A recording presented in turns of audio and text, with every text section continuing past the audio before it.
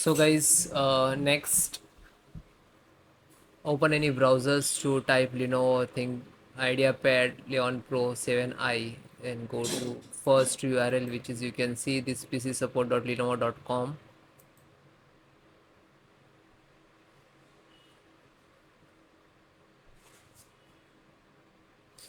You can see there are two type to install. First, automatic, you just click to scan now, system automatically scan and require driver to install easily.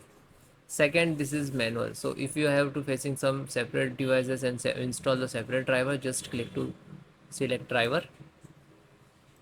After that, so you can see this all driver. Okay, then next, audio driver.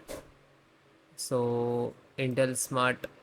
Okay, you can see this is smart sound technology. This is driver. Click to download. Just click to download. After, you can see the downloading is start.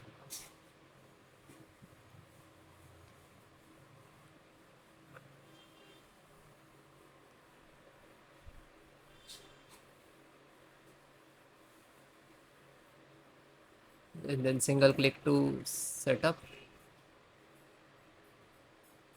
then click to yes, then okay, then I accept, then next, and select the install, then next, install.